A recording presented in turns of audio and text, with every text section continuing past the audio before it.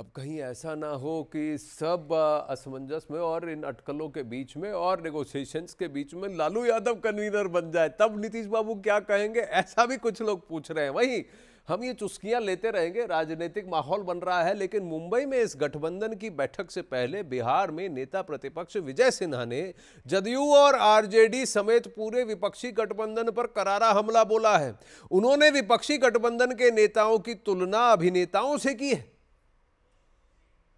एक नई फिल्म की कहानी जिसका नाम रखा गया है INDIA, इस्लामीकरण, नेपोटिज्म, वंशवादी, डिस्ट्रक्टिव इटालियन एलायंस के घमंडी वंशवादी भ्रष्टाचारी नेता अब अभिनेताओं से गुण सीखने मुंबई जा रहे हैं। अब सत्ता हो या विपक्ष, बीजेपी हो या ये गठबंधन, इनकी क्रिएटिविटी का ओवरफ्लो तो हम देख रहे हैं। लेकिन इस गठबंधन में पीएम पद का उम्मीदवार कौन होगा ये तो अभी तय नहीं है। लेकिन गठबंधन के भीतर पीएम पद के उम्मीदवार पर चर्चा से पहले ही सहयोगी दलों ने अपनी अपनी दावेदारी शुरू कर दी है। सबसे पहला दावा जदयू ने पेश करते हुए नीतीश कुमार को पीएम पद के लिए सबसे योग्य उम्मीदवार बता दिया, तो कांग्रेस ने भी राहुल गांधी को पीएम उम्मीदवार बताने में देर नहीं की है।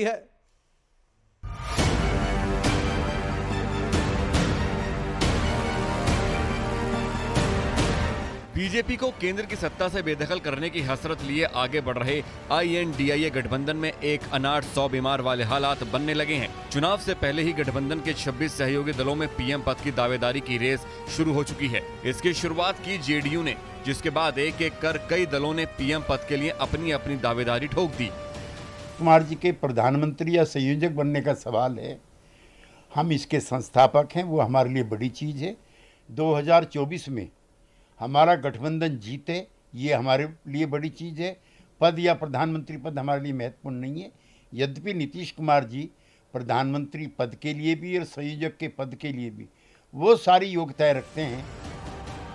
केसी त्यागी का बयान कुछ ऐसा है जैसे कोई आम खाना चाहे लेकिन साफ साफ कहने से परहेज कर रहा हो। बहरहाल राजनीति इसी का नाम है और नीतीश कुमार तो इशारों में ही अपनी बात कहने के लिए जाने ही जाते हैं।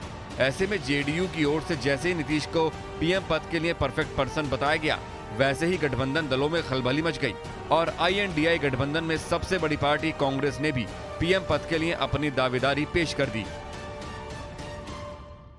कांग्रेस पार्टी के तमाम नेता, तमाम कार्यकर्ता दिल से चाहते हैं कि राहुल गांधी 2024 में देश के प्रधानमंत्री बने, योग्य हैं।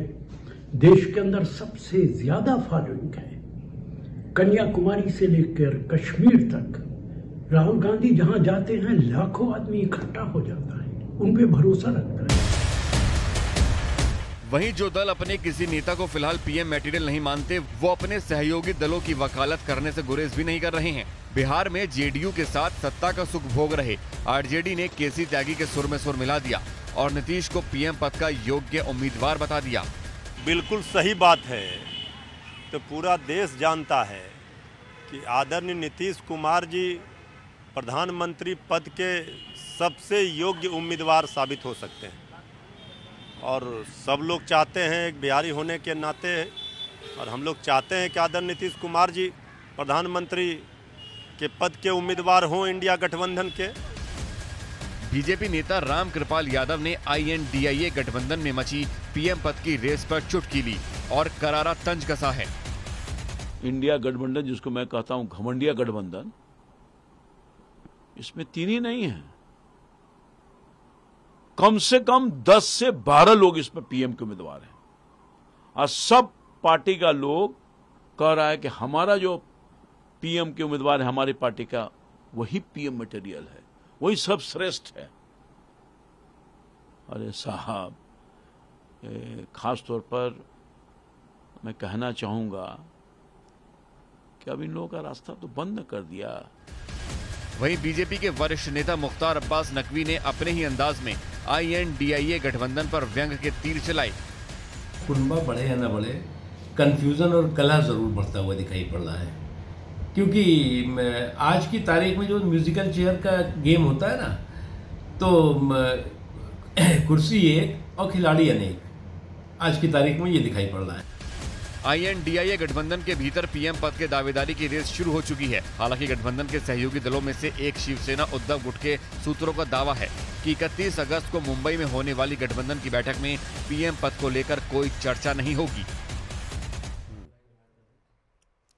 तो अब उम्मीदवारी दावेदारी तो अभी हमने सिर्फ राहुल गांधी और नीतीश कुमार की देखी। आप याद कीजिए, पटना में जब मीटिंग होने वाली थी, इसको बुलाया गया था और जदयू ने सबको घेरा, एकत्रित किया था, तो बड़े बड़े पोस्टर सिर्फ नीतीश बाबू के लगे थे। वैसे ही जैसे ही ये पूरा अटेंशन बेंगलुरु की तरफ गया तो वहां बड़े बड़े चेहरे राहुल गांधी जी के लग गए।